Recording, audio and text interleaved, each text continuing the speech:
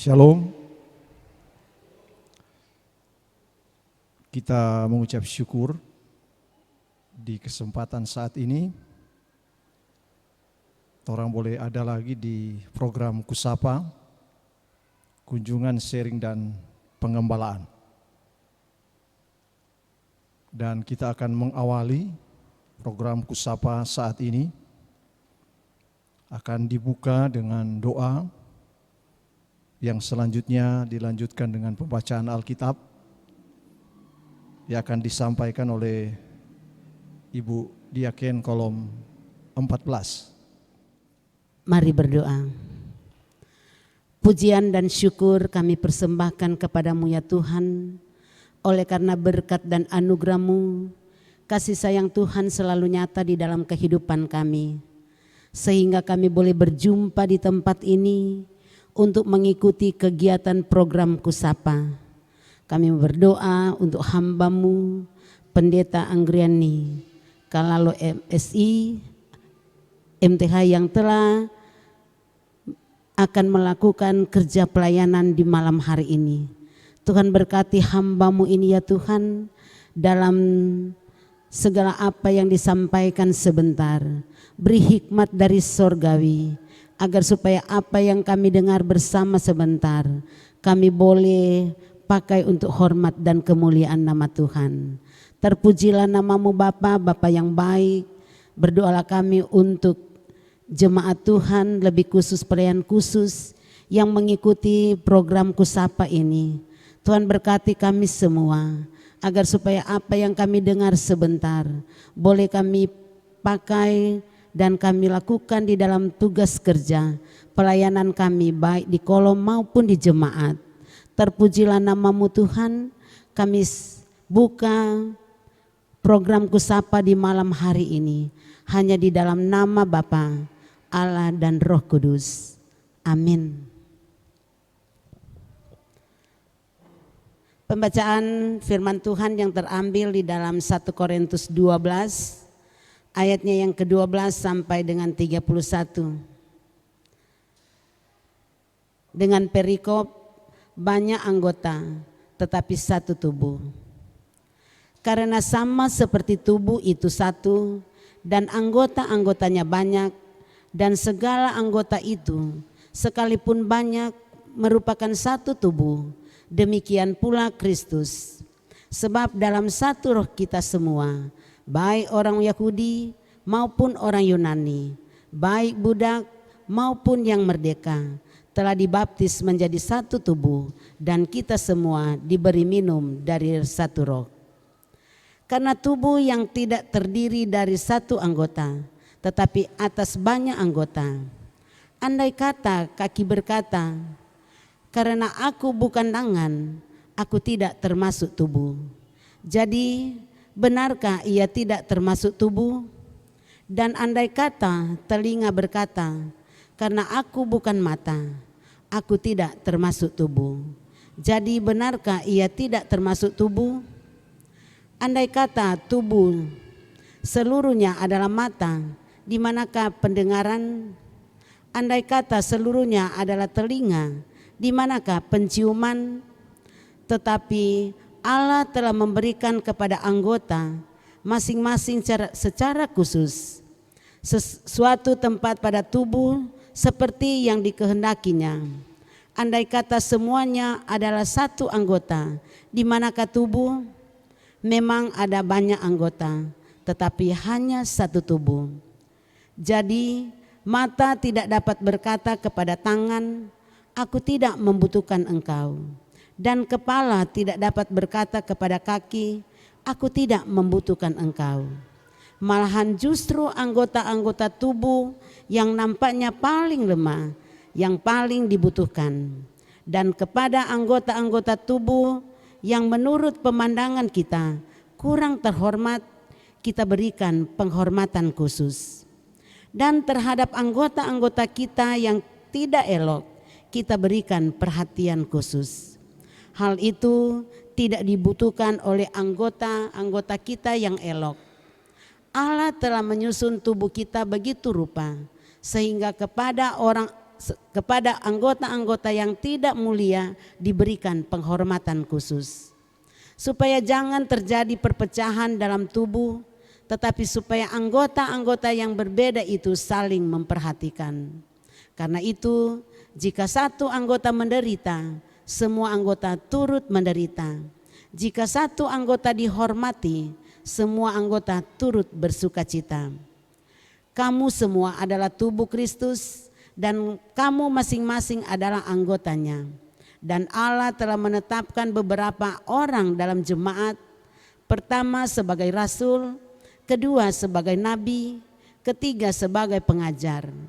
Selanjutnya, mereka yang mendapat karunia untuk mengadakan mujizat, untuk menyembuhkan, untuk melayani, untuk memimpin, dan untuk berkata-kata dalam bahasa roh.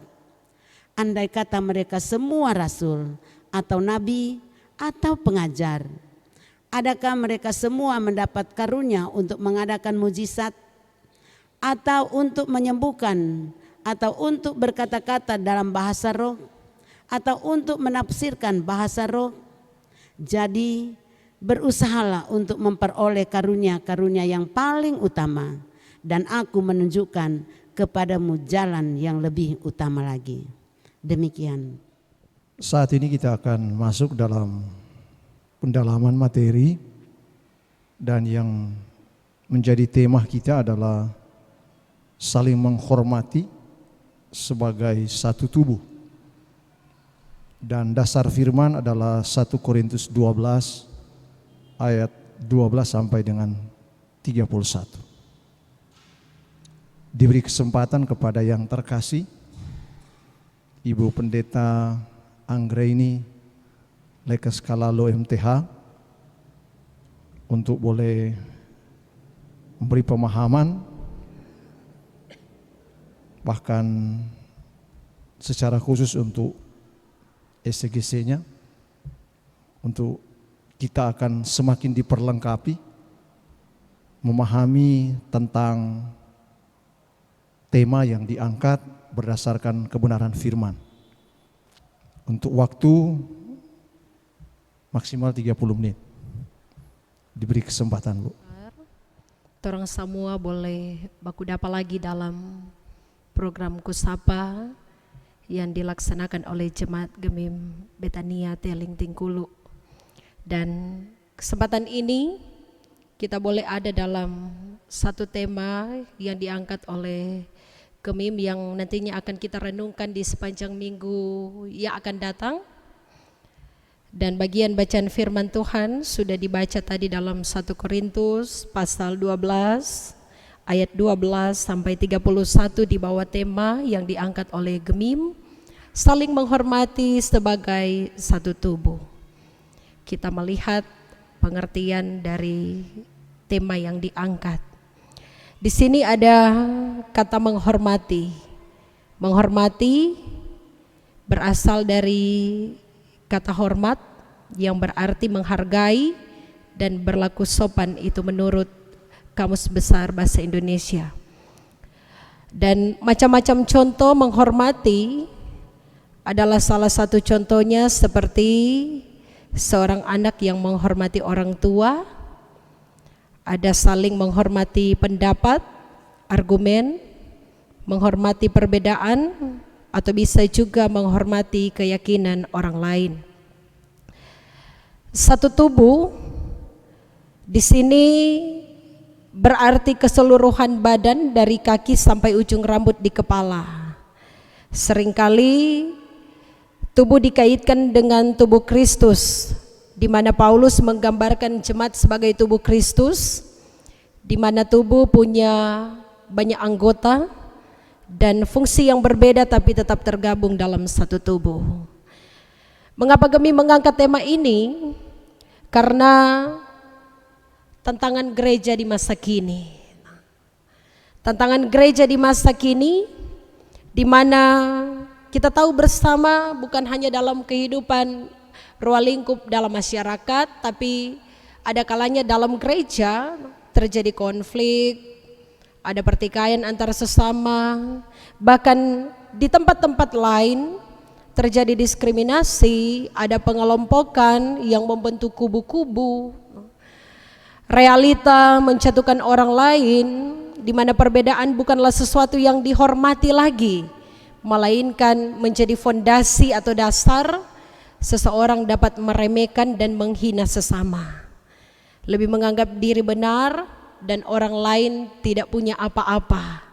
Sehingga karena masalah-masalah inilah, maka diangkatlah saling menghormati sebagai satu tubuh untuk menguatkan, untuk kembali memberikan pemahaman bagi kehidupan orang percaya bahwa ternyata sama seperti bagian tubuh yang ada begitu banyak anggota-anggota tubuh tetapi punya fungsi yang berbeda, namun mereka tetap tergabung dalam satu tubuh.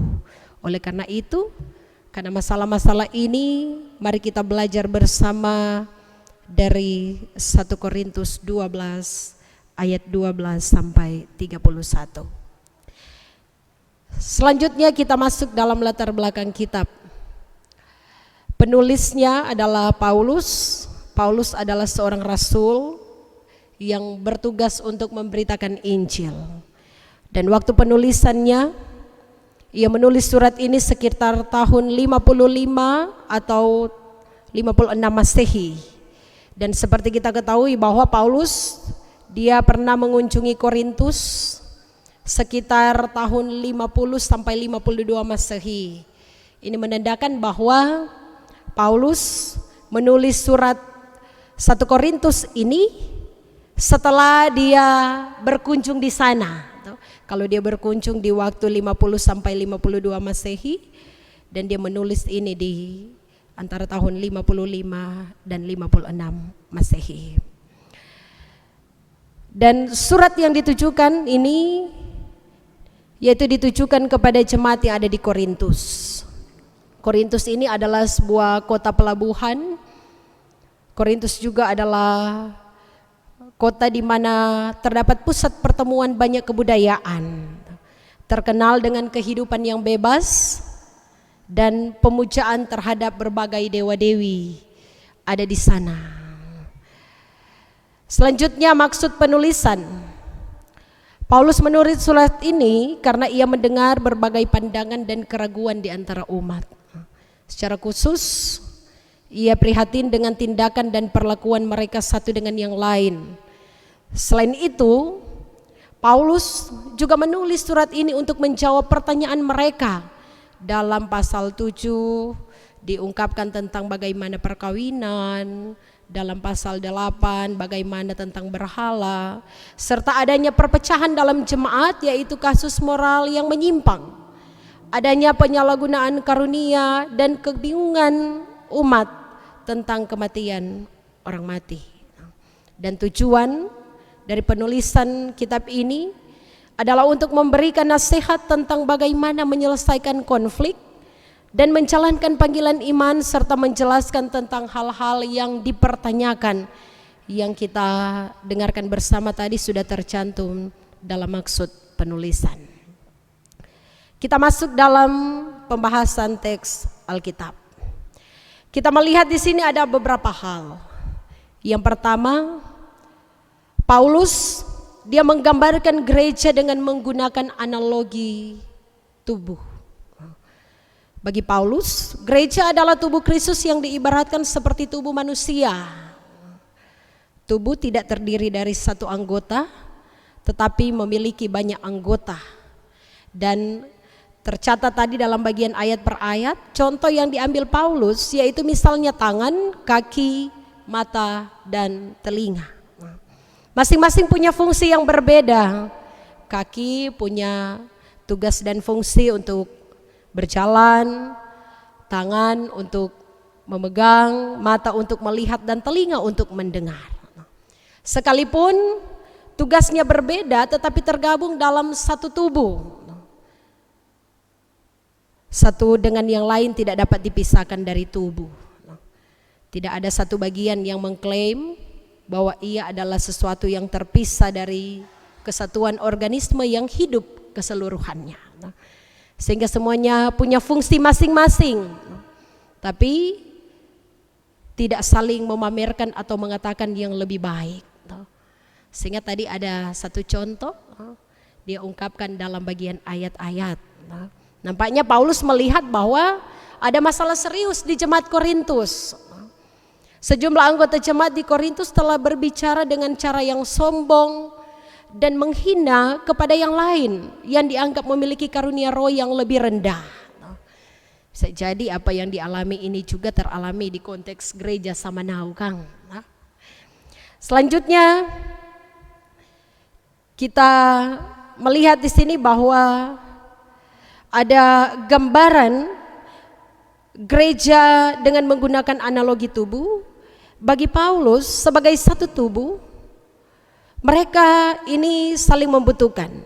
Jika ada yang tidak melakukan tugasnya dan tidak berfungsi, maka satu tubuh itu akan merasa terganggu sehingga tidak dapat maksimal melakukan apapun. Contoh saja kalau ada bagian yang terluka, bukan cuma misalnya kaki yang terluka, cuma kaki yang merasakan sakit, tetapi rasa-rasanya keseluruhan tubuh itu merasakan.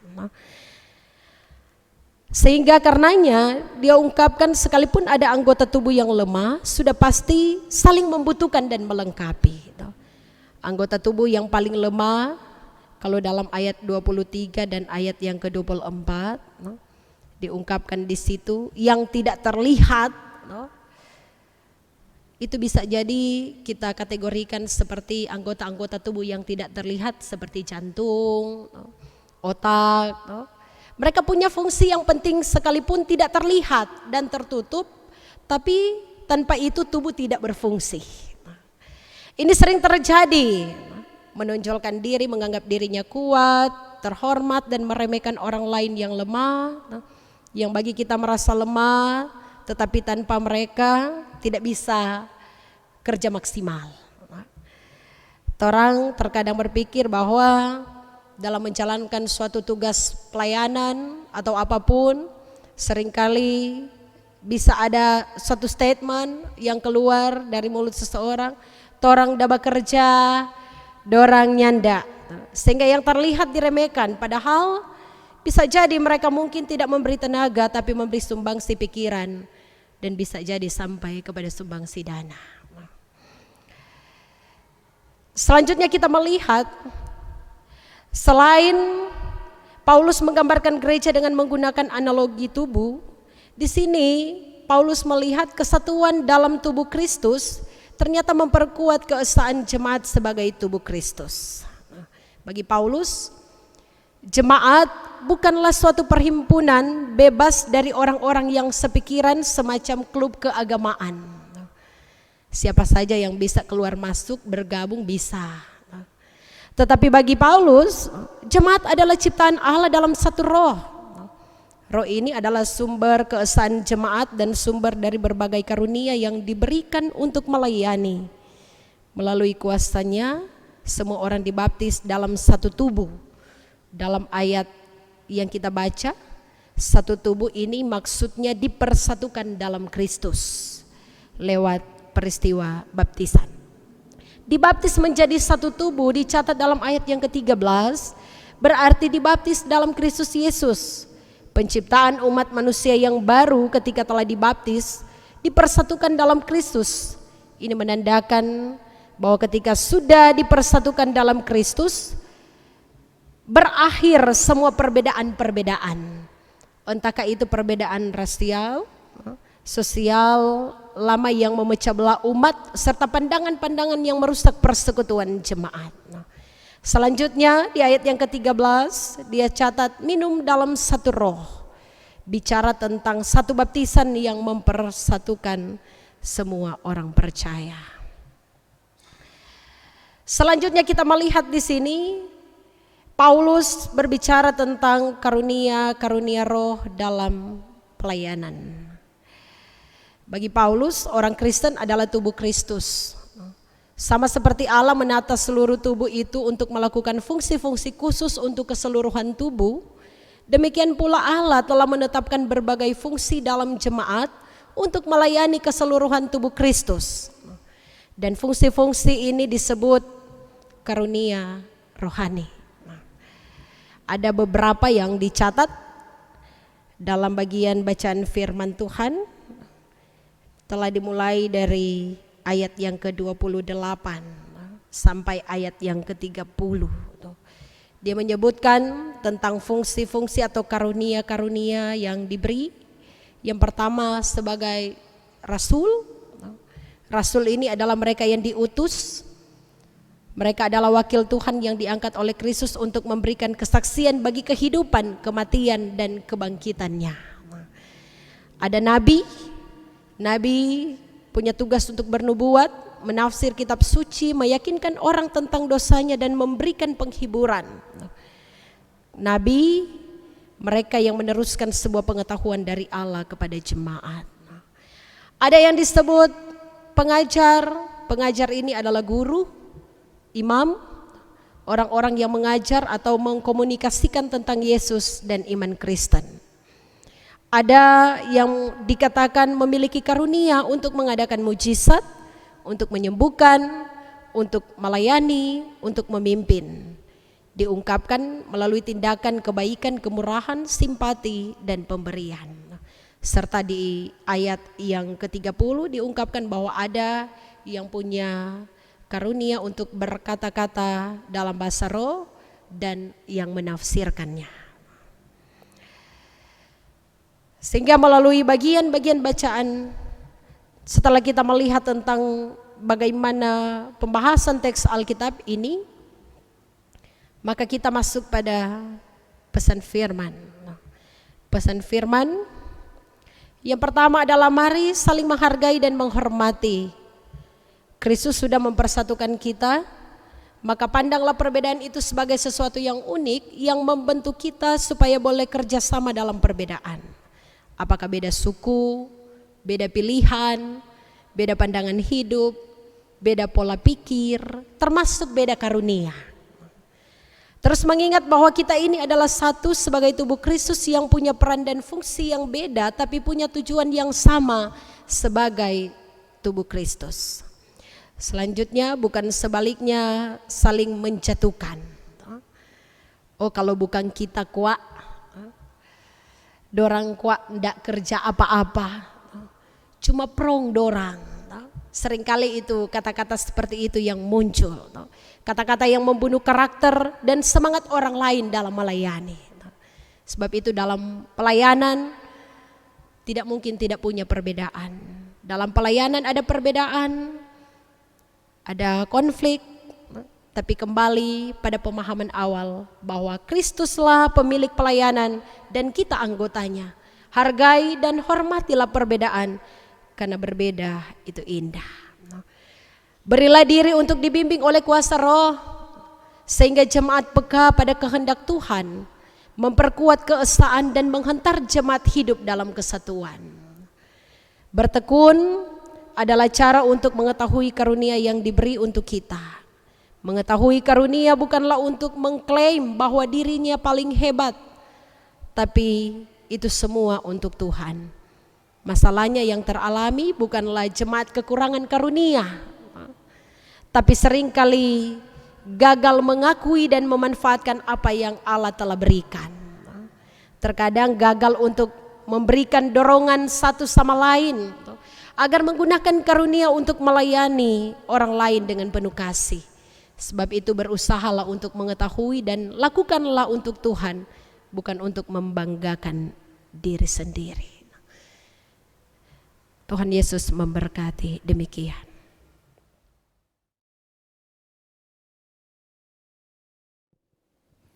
Terima kasih atas kesempatan yang diberikan. Menarik pembahasan kita saat ini tentang kitab 1 Korintus 12 ini, ayat yang ke-12 hingga ayat yang 31, bicara tentang bagaimana Paulus mengibaratkan tentang jemaat, bahwa walaupun mungkin berbeda-beda sesuai dengan fungsi masing-masing, tetapi dikatakan satu tubuh di dalam Yesus Kristus. Memang hal ini juga mungkin terjadi dalam kehidupan kita sebagai jemaat di sekarang ini toh. Mungkin yang terjadi di Korintus itu juga orang mengalami saat ini. Mungkin yang pastinya hal yang terjadi mungkin tidak seperti yang terjadi pada saat Paulus menyampaikan kabar keselamatan ini kepada jemaat di Korintus, tapi ada berbeda-beda yang terjadi saat ini yang torang rasakan. Bahkan kalau torang lihat banyak terjadi perpecahan karena menganggap bahwa kita yang paling benar, dan itu terjadi pada torang pe gereja. Torang pun sebagai pelayan khusus mengalami yang demikian.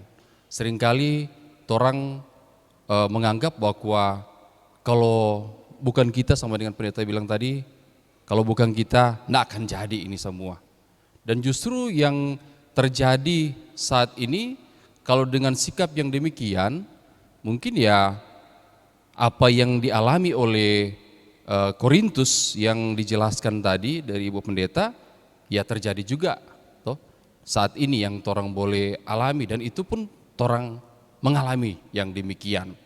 Yang menjadi mungkin pertanyaan bagi kita, bagaimana mungkin sikap gereja, atau mungkin ada pandangan secara teologia tentang bagaimana torang tahu sebenarnya yang terjadi di dalam persekutuan berjemaat bergereja. Hal-hal itu terjadi yang kita sampaikan tadi. Tapi bagaimana juga gereja, atau katakanlah mungkin ya pimpinan-pimpinan yang di gereja itu, yang kita sebagai pelayan khusus, torang juga harus ada sikap untuk menyatakan tentang kebenaran.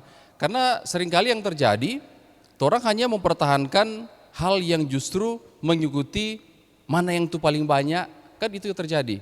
Mana yang paling banyak itu juga kita ikut. Padahal hal itu belum tentu juga benar, dalam artian mungkin banyak salah torang ikut. Apakah torang harus diberikan lagi pengembalaan, toh, atau tambahan-tambahan apa kepada torang sebagai pelayan, sehingga torang bisa berdiri sebagai gereja yang seutuhnya hanya untuk memuliakan akan Kristus yang adalah pusat dari tubuh itu. Kira-kira mungkin ada pandangan, mungkin ini hanya sedikit juga tambahan, ada pandangan juga dari Ibu Pendeta untuk menambahkan itu, supaya torang juga memang ningali torang jadi dilema. Kalau kita rasa seringkali mau adakan pendirian karena sana tuh ini yang terjadi, karena sana yang tuh banyak, ikut juga yang tuh banyak. Karena kalau kita ikut yang sedikit pasti kita nak dianggap, atau ya banyak hal yang terjadi. Kira-kira bagaimana torang mau menanggapi itu juga sebagai pertanyaan pribadi untuk Ibu Pendeta, dan juga evaluasi juga untuk kita sebagai pelayan khusus. Kira-kira mungkin itu dari kami. Terima kasih, Tuhan Yesus memberkati. Shalom. Terima kasih atas kesempatan yang diberikan kepada kami. Kami sedikit mohon penjelasan lebih dalam, Ibu Pendeta, dalam bacaan kita tadi, terutama di dalam yang pertama, yaitu mengenai 1 Korintus 12 ayat 13 yang berbunyi, sebab dalam satu roh kita semua, baik orang Yahudi maupun orang Yunani, baik budak maupun orang mereka, telah dibaptis menjadi satu tubuh, dan kita semua diberi minum dari satu roh. Nah, sekarang hubungan dengan 1 Korintus 13 ayat 8 mengatakan, kasih tidak berkesudahan, nubuat akan berakhir, bahasa roh akan berhenti, pengetahuan akan lenyap. Pertanyaan pertama. Sekarang pertanyaan kedua,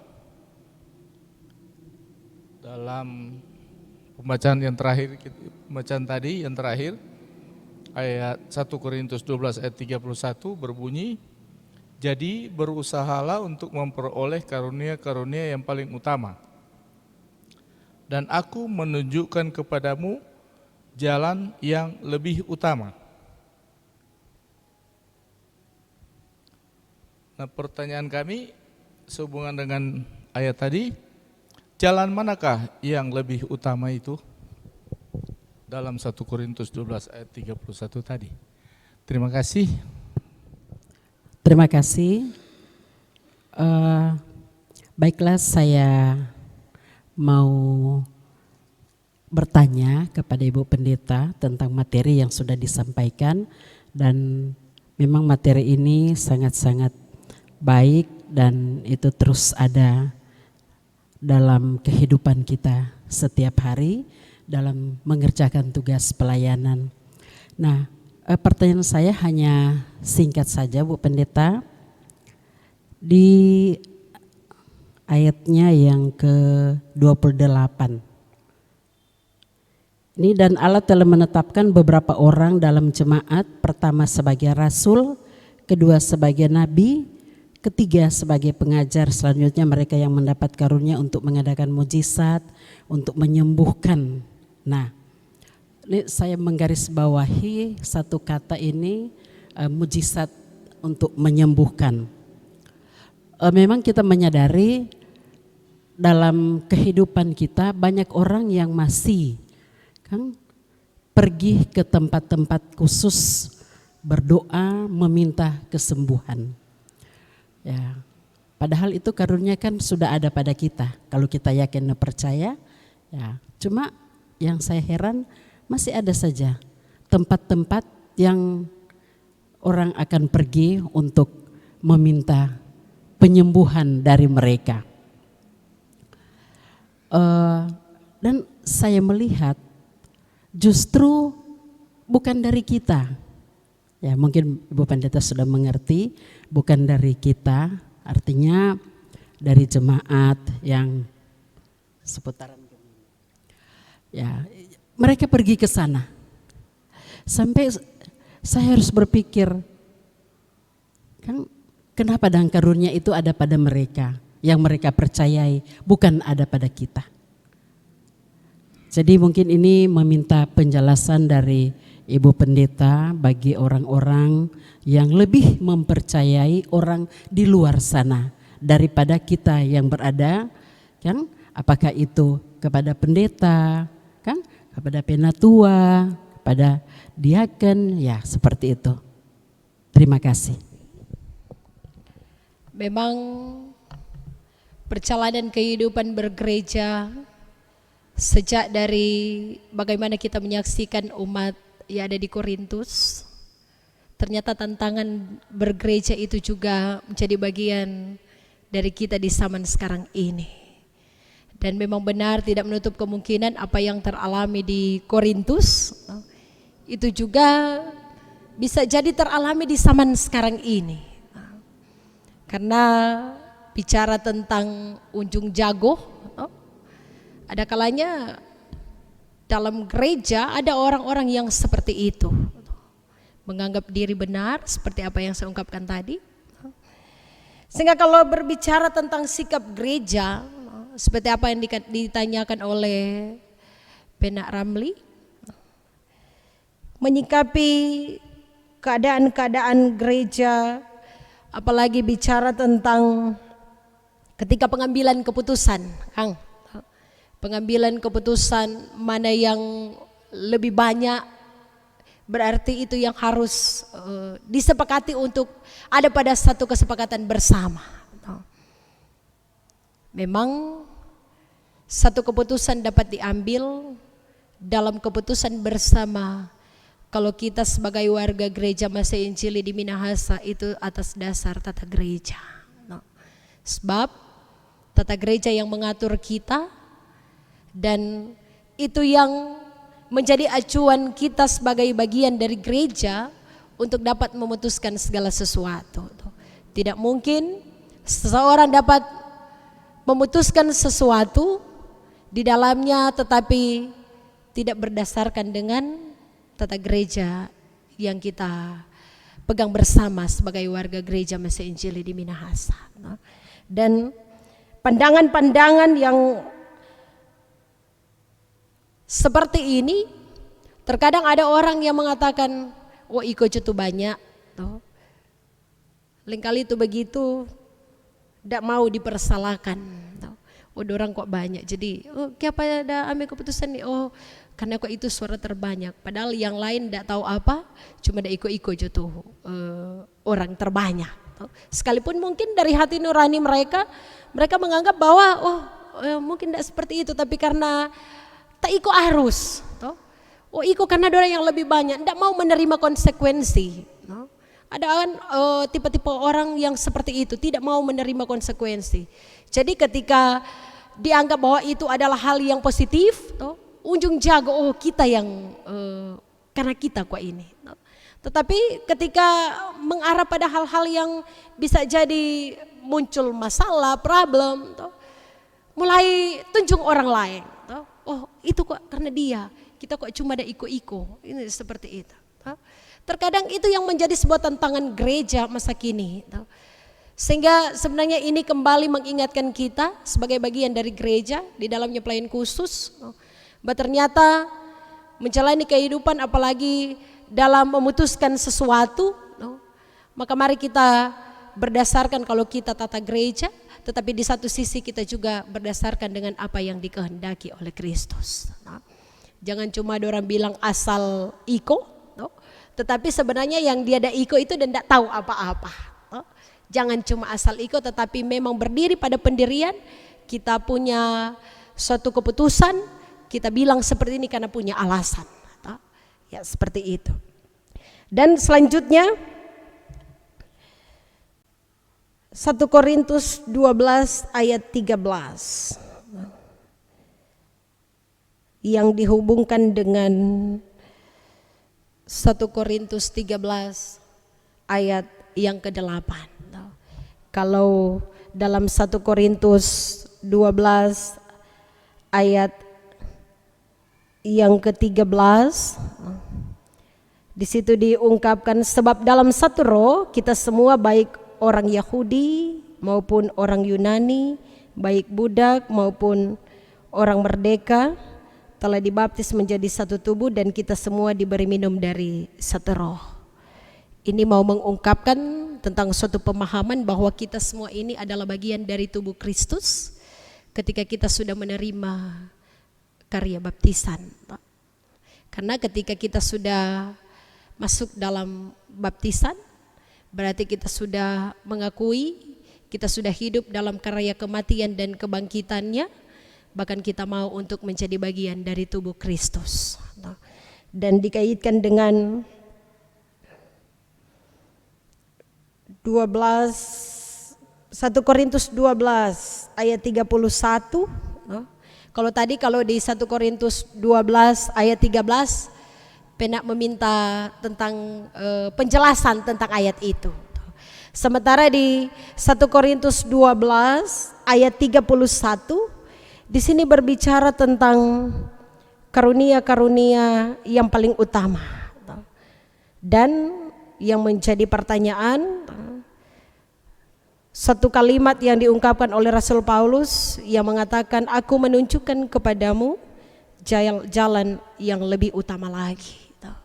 Di sini dia mau mengungkapkan tentang bagaimana karunia-karunia yang paling utama, tetapi jalan yang lebih utama lagi adalah bagaimana kehidupan umat Tuhan terfokus pada jalan untuk tetap terus ada melayani Kristus. Dan jika dikaitkan dengan 1 Korintus 13 ayat 8, kalau saya melihat di sini bagian perikop pasal 13 itu sudah masuk dalam perikop kasih, Kang.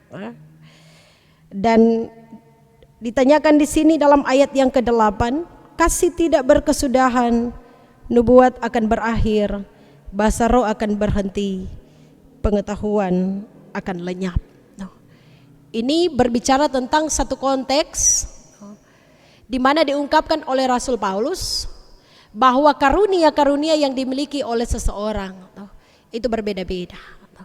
Tetapi bagaimana dia hendak mengungkapkan bahwa yang tidak akan pernah lenyap di sini adalah kasih. Sebab karunia-karunia yang dimiliki oleh seseorang bisa jadi saat ini dia punya karunia, misalnya karunia sebagai seorang rasul. Di sini kan dibilang tadi bahwa karunia-karunia itu ada yang sebagai seorang nabi, seorang rasul, ada yang punya karunia untuk mengadakan mujizat, untuk melayani, untuk memimpin. Tetapi karunia-karunia ini bisa jadi saat ini dia ada pada diri seseorang, tetapi bisa jadi juga ada pada diri orang lain. Karena karunia-karunia ini diberikan oleh Tuhan dan tidak menetap. Sehingga dia katakan bahwa itu akan lenyap. Tetapi kasih, karena ini perikop adalah bagian kasih, dia ungkapkan di sini bahwa kasih itu tidak akan pernah lenyap. Karena contoh yang sudah dicontohkan yaitu Kristus yang mengasihi kehidupan kita. Sehingga dia rela untuk memberi dirinya menjadi satu tebusan dosa demi karya keselamatan untuk orang manusia. Dan selanjutnya bicara tentang 1 Korintus 12 ayat 28, karunia yang dimiliki oleh kehidupan umat atau jemaat. Memang karunia seperti saya katakan tadi itu berbeda-beda. Ada orang yang punya karunia melayani, ada orang yang punya karunia untuk memimpin ibadah, berkhotbah, ada yang punya ya lebih spesifik lagi orang katakan dia punya talenta untuk menyanyi dan lain sebagainya. Tapi di sini juga tercatat bahwa ada karunia yaitu mengadakan mujizat untuk menyembuhkan. Memang kita harus waspada karena sebenarnya seperti apa yang diungkapkan oleh Pena tadi, bahwa yang menyembuhkan itu adalah Tuhan. Sehingga kalau orang membaca bagian-bagian Alkitab di Perjanjian Baru, ada yang hanya karena iman mereka disembuhkan. Berarti di sini dalam wujud nyata tentang bicara keyakinan iman, sama dengan Paulus selalu catat dalam kitabnya ditujukan kepada jemaat yang ada di Roma. Bicara tentang bagaimana itu keyakinan iman. Dengan iman saja seseorang dapat disembuhkan ketika dia punya suatu kepercayaan bahwa Tuhan sanggup untuk menyembuhkan dia. Sehingga sebenarnya dapat kita pahami di sini bahwa ketika ada orang-orang lain yang mengatakan bahwa oh di sana ada punya karunia untuk menyembuhkan, orang pergi di sana. Sebenarnya kita yakin saja bahwa lewat kepercayaan iman kita bahwa dalam Kristus ada kesembuhan. Mengapa kita tidak kita harus ragu? Kita harus ragu pada jalan keselamatan dan kepercayaan kita itu kepada Kristus. Mungkin ada orang-orang yang seperti itu karena mereka menginginkan sesuatu yang instan. Bisa jadi, bisa jadi orang ada kesaksian kesaksian orang lain, oh di sana kita ada pergi baik, ternyata kote dia ada baking tuh proses penyembuhan, mungkin resep dari dokter dan lain sebagainya, saat pergi situ baik, padahal karena itu kerja obat atau kerja para medis yang baking dari awal, DP penyembuhan membutuhkan waktu yang cukup panjang, cukup lama, Kakek bilang, oh nyanda, bukan karena itu, karena ada pergi di sini. Padahal ternyata memang itu proses yang dia selewati yang panjang, yang dia selewati ternyata itu yang bikin baik pada dia. Tapi karena kebetulan ada pergi, jadi bilang, oh di situ kita ada baik di situ. Pada awalnya itu berbalik lagi pada keyakinan kita. Ternyata biar lepel suspenatua yang diaken yang pergi kalau mereka berdoa dengan kusuk, dengan sungguh-sungguh, dengan punya keyakinan iman bahwa orang pasti baik. Kalau Tuhan bekerja, kalau memang kuasa Roh Kudus ada dan bekerja di saat itu, sudah pasti akan ada karya kesembuhan. Karena karunia-karunia yang Tuhan kasih ini bukan hanya bagi orang-orang tertentu. Bisa jadi ada Pak Pendeta, bisa jadi ada Pak Pelayan khusus. Karena Tuhan yang tahu bagi siapa karunia ini akan diberikan. Jadi orang jemaat, orang pelayan khusus harus jeli. Jangan cuma berpikir bahwa oh di sana ada ini, di sini ada ini. Tetapi mari siapapun bisa dipakai oleh Tuhan untuk menjadi alat perpanjangan Tuhan untuk mengadakan karunia mujizat, mengadakan kesembuhan. Ya, demikian. Selanjutnya, kamu tidak akan pernah bisa memiliki persatuan jika kamu ingin segala sesuatunya berjalan sesuai keinginanmu. Semoga kita akan semakin diperlengkapi, Tuhan memberkati orang semua, dan sekali lagi terima kasih untuk kerja pelayanan dari Ibu Pendeta Anggraini Lakaskalalo MTH akan terus dipakai Tuhan dalam kerja pelayanan selanjutnya bersama dengan keluarga. Mari kita berdoa. Mengucap syukur hanya kepadamu Bapa.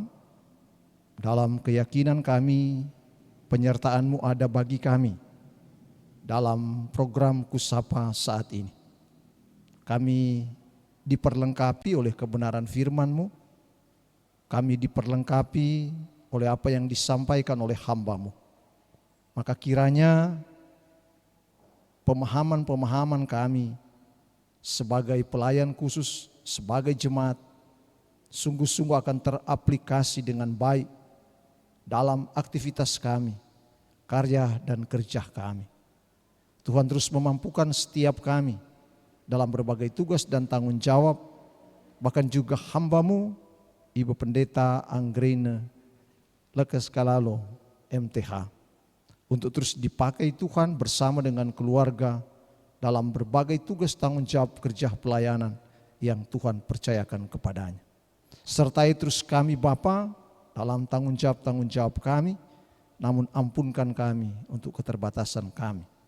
Kami berdoa mengucap syukur hanya di dalam nama Tuhan Yesus. Amin.